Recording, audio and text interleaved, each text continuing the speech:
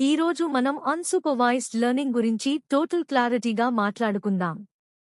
Machine learning అంటే mostly అందరూ supervised, unsupervised, reinforcement అని 3 టైప్స్ అనుకుంటారు.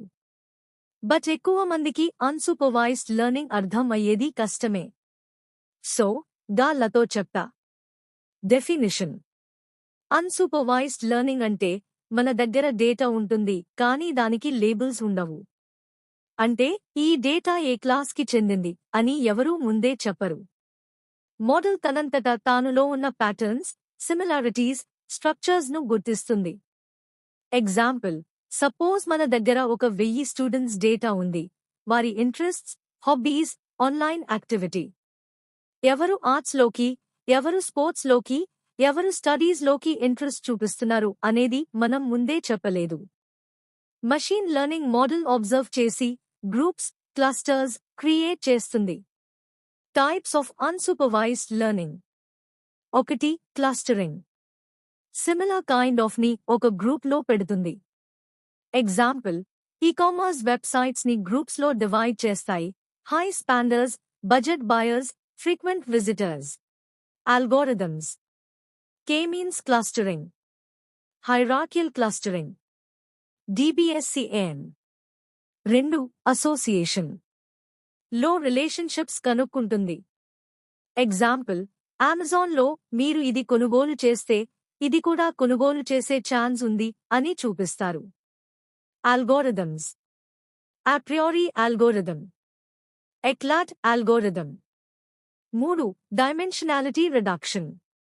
డేటా చాలా పెద్దగా ఉన్నప్పుడు ముఖ్యమైన ఫీచర్స్ మాత్రమే తీసుకుని ని సింపుల్ చేస్తుంది.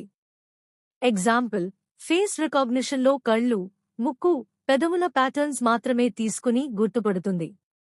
Algorithms: PCA principal component analysis, SVD singular value decomposition.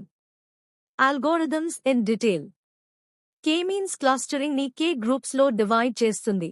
ప్రతి గ్రూప్ కి ఒక సెంటర్ ఉంటుంది. హైరార్కియల్ క్లస్టరింగ్ ని ఒక ట్రీ స్ట్రక్చర్, డెండ్రోగ్రామ్ లా డివైడ్ చేస్తుంది.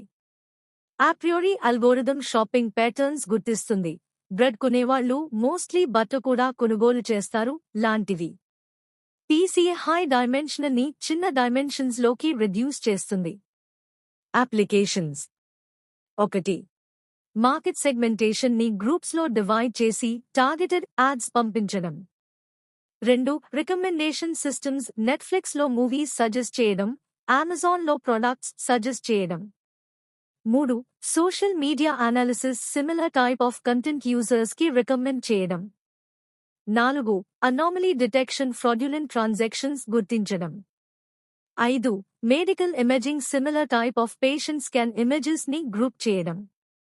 కంక్లూజన్: సో దోస్తులారా, అన్సూపర్వైజ్డ్ లెర్నింగ్ అంటే లేబుల్స్ లేకుండా మనలో ఉన్న సీక్రెట్స్, హిడెన్ ప్యాటర్న్స్ ని బయటకు తీసే విధానం. ఇది మనకు business, health care, social media, entertainment అన్ని ఏరియాస్ లో గా యూజ్ అవుతోంది.